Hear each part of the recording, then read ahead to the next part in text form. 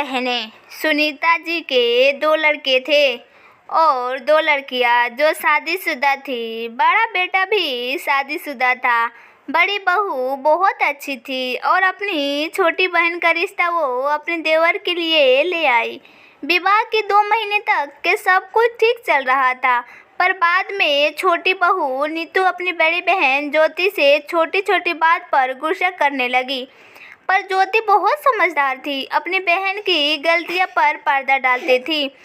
अगर घर में कोई कलेश हो जाता तो वो अपने घर वाले से छुपाती थी, क्योंकि वो सोचती थी कि अगर उसके पति को पता चला तो उससे कहीं कहेगा कि तुमने ही रिश्ता करवाया था। अगर तुझे पता था कि नहीं रह जाएगा तो रिश्ता ही क्यों करवाया।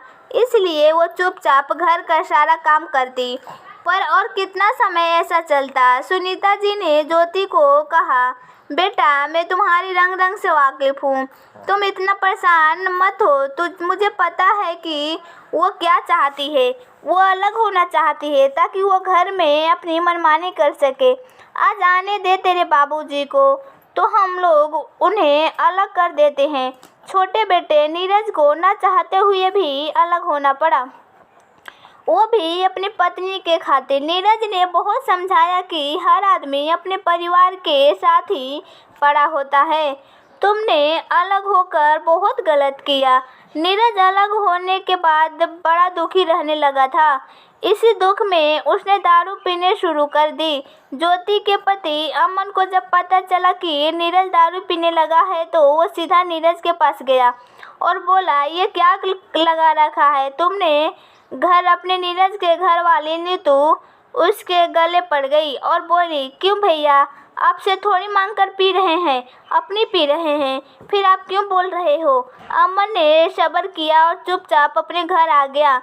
आकर उसने माँ से कहा कि अपने बेटे की तरह पाला है, इसलिए उसका इतना मोह आता है और इसी वजह से रोकता हूँ दारू पीने से। पर उसकी पत्नी तो मुझे कहने ही नहीं दी। अमन की बात सुन सुनीता जी चुप कर गई, पर उस गुस्से में अमन ने ज्योति की तरफ देखा और बोला, ये सब इसी के क्या धरा है। नहीं ये रिश्ता करवाती हमारे घर, ना ये सब होता। ज्योति को 4था महीना लगा हुआ था। जब अमन ने ये शब्द बोला तो वो बाथरूम में गिर पड़ी। ज्योति ने चीखे सुन सब भागे हुए बाथरूम में आए। गिरते समय सारा खून बहने लगा था। जल्दी सब लोग उसे अस्पताल लेकर पहुँचे और डॉक्टर ने कहा कि सफाई करनी पड़ेगी। अब अमन बहुत पछता रहा था कि यह सब मेरी वजह से हुआ है। फिर डॉक्टर ने कहा, सुनिए, इस पछताने को बहुत नुकसान हुआ है। आप अगला बच्चा लेने के बारे में सोचिएगा भी मत। एक बार और अपना बच्चा होने के चांसेस बहुत कम है। अमन ज्योति का साथ नहीं छोड़ना चाहता था। बाकी सब घर पर आ गए। ज्योति से अमन ने माफ़ी मांगी और कहा कि ये सब मेरी वजह से हुआ है। मैं तेरा ही नहीं बल्कि हमारे बच्चों का भी गुनहगार हूँ। नीरज और नीतू ज्योति का पता लेने अमन के घर आए। उन लोगों ने उन्हें अंदर नहीं आने दिया। अमन को अब नीरज और नीतू दुश्मन से लगने लगे थे। सुनीता जी का पति रामचरण अपने दोनों बेटों में बड़ी फूट की वजह से बिस्तर पर पड़ गया। सुनीता जी अपनी बहू ज्योति को बहुत मोह करती थी। ज्योति का दुख वो अच्छी तरह जानती थी कि 4 महीने का जब बच्चा खराब हो जाता है तो कैसा दुख होता है। समय बीतता गया और किसी ने बताया कि दूसरे गांव बाबा जी डेरा है, वहां से बहू को स्नान करवा लाओ, अच्छे दिन आ जाएंगे। सुनीता जी ने फौरन ही बेटे बहू को भेज दिया। सुनीता जी और उनके पति दोनों बैठ अपने दुख साझे कर रहे थे कि नीतू ने बुरे स्वभाव का दोष ज्योति पर क्यों लगा। उसने तो घर का अच्छा ही सोचा था कि दोनों बहनें एक साथ होगी तो घर में खुशहाली आ जाएगा।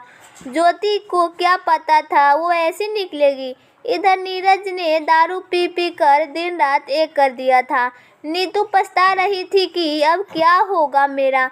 क्योंकि वो अकेली रह गई थी। अब नीतू को अकेले डर लगने लगा था, क्योंकि ज्योति का केस खराब होने के कारण उसके मायके वाले ने भी उसका साथ छोड़ दिया था और उसके साथ छोड़ दिया था उसका साथ छोड़ दिया था। बार बार वो दरवाजे से अपने सास ससुर बहन को देखती और सोचती, सच में हर कोई अपने परिवार के साथ ही बड़ा होता है।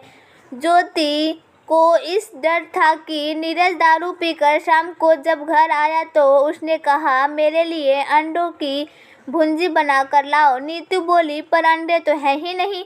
नीरज ने गुस्से में नीतू पर हाथ उठाया और नीतू भागकर अपनी बहन के घर चली गई और अपनी बहन के पांव पर सर रखकर रोने लगी। नीतू को ज्योति ने उठाया और पूछा कि क्या हुआ। नीतू ने सब कुछ बता दिया।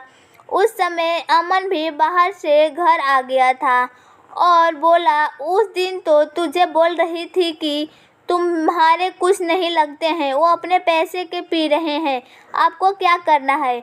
ज्योति और उसकी सास ने नीतू को बैठने के लिए कहा और उसे पानी पिलाया और अमन को भी अपना गुस्सा ठंडा करने के लिए बोला।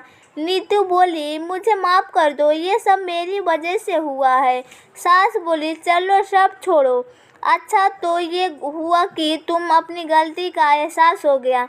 अमन अपने छोटे भाई नीरज के पास गया। नीरज को कोई होश थी नहीं। वो उसको उठाकर घर ले आया और उसको बिस्तर पर लेटा दिया। फिर से सब लोग इकट्ठे हो गए। अब नीतू ही घर का सारा काम करती। ज्योति को कह देती कि आप आराम करो।